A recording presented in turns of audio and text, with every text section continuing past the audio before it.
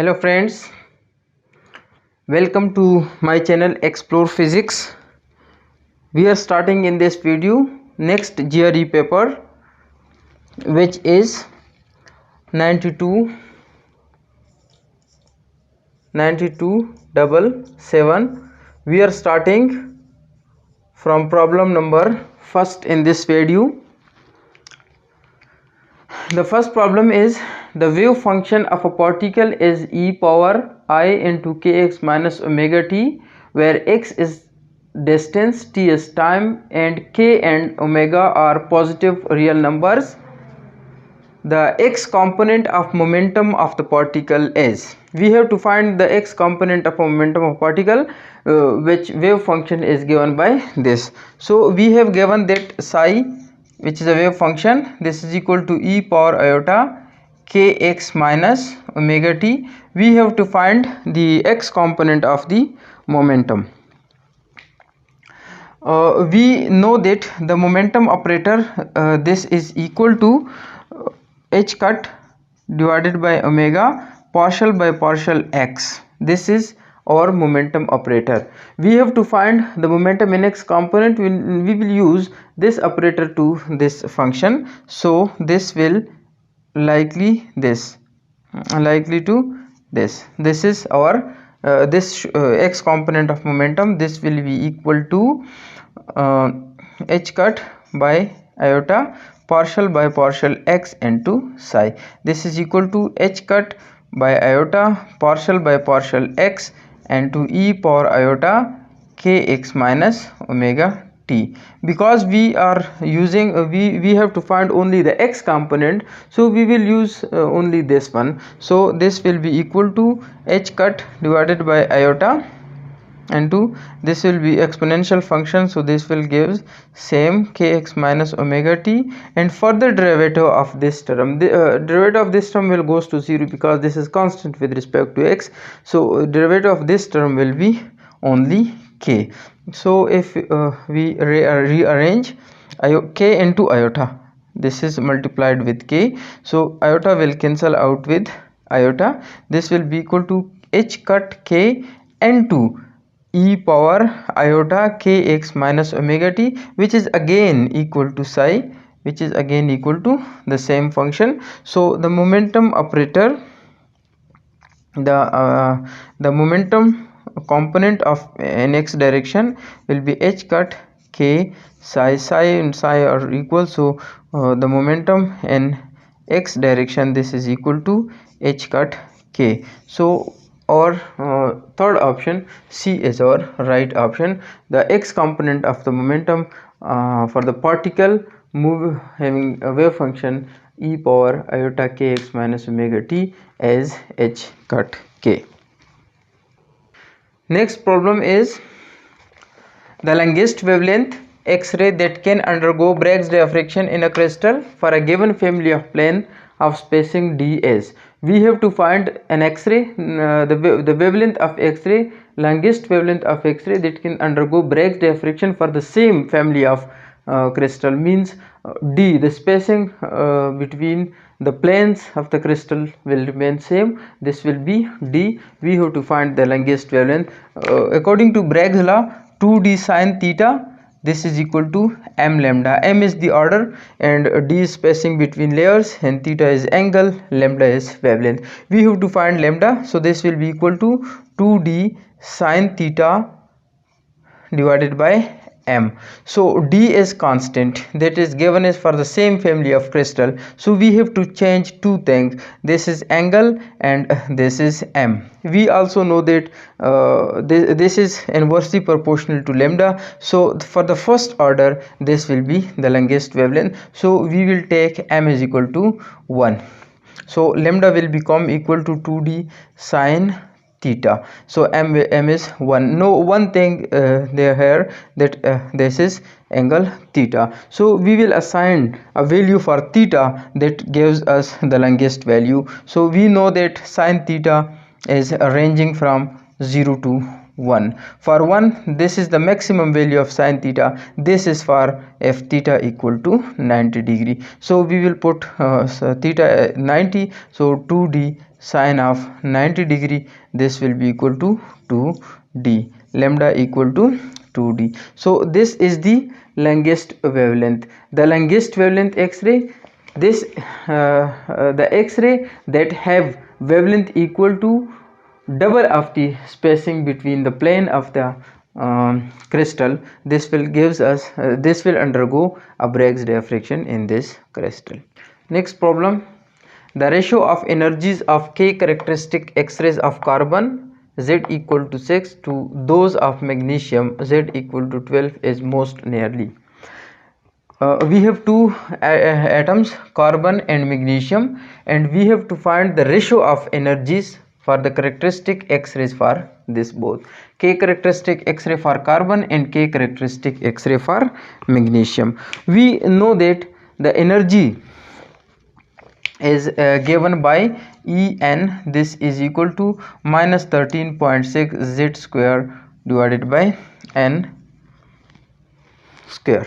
So because these terms are constant in this case, for both this is a K characteristic X-rays, so we can write this En, this is equal to K, which is equal to constant Z square.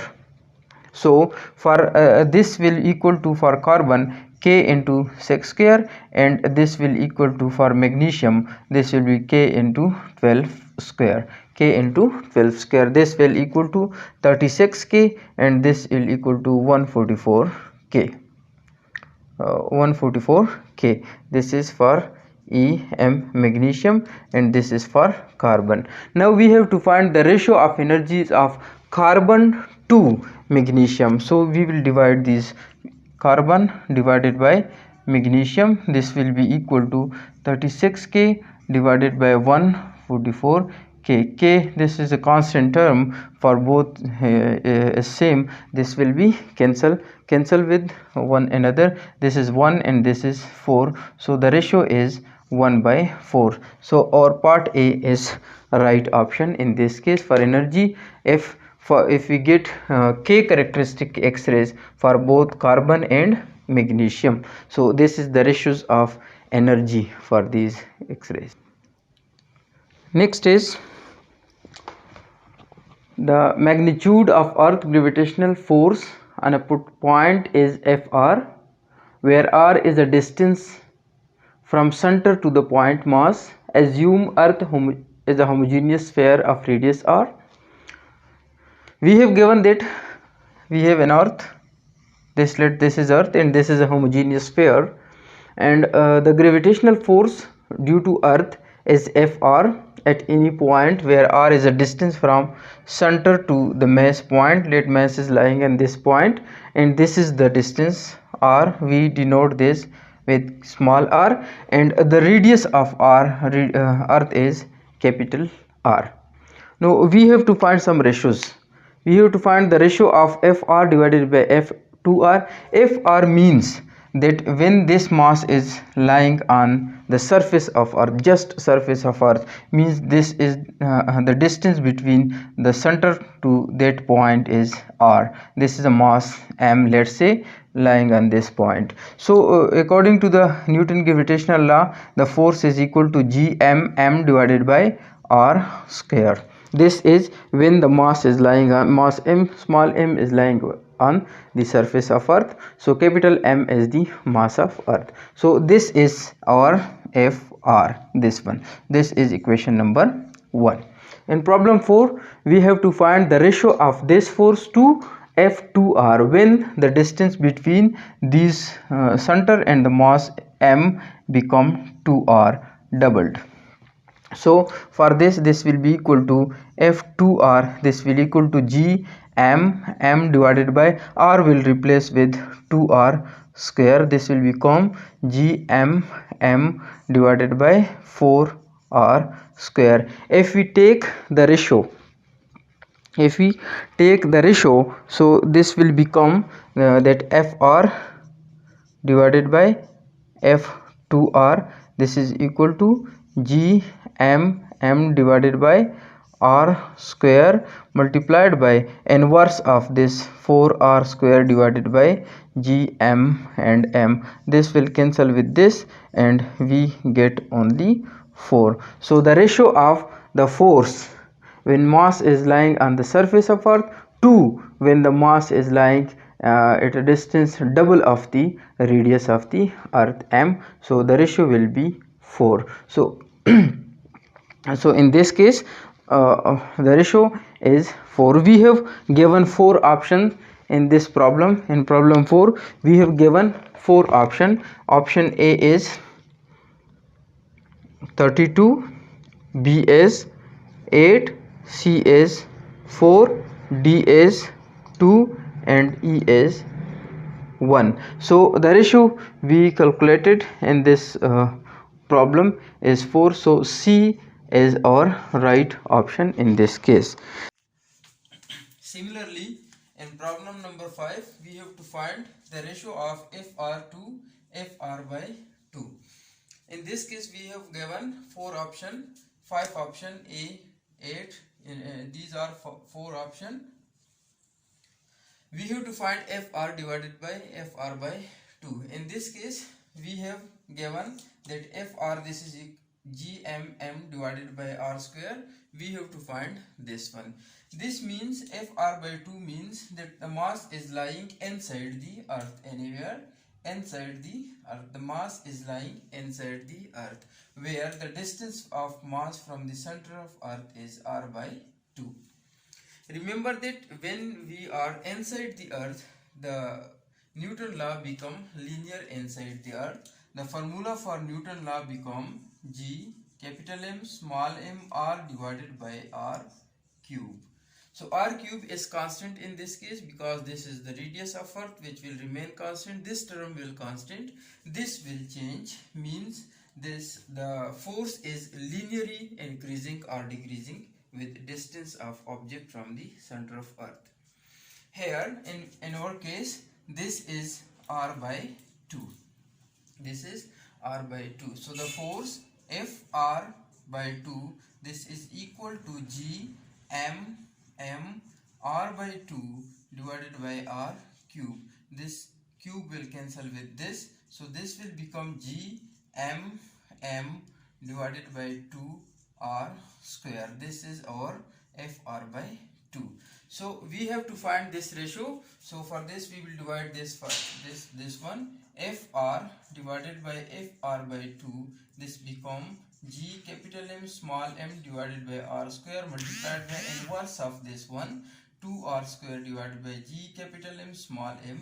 These all will cancel out, so this will become 2. So the ratio of the force when the mass is lying on the surface of earth to when the mass is lying at the radius, half of the radius of the earth, will equal to 2. So our option C is right option. Remember always that when the object is outside the earth, then the force is always inversely proportional to the square of the distance and directly proportional to distance or when we are inside the earth. So this was our last problem of this video. Please share, like and subscribe.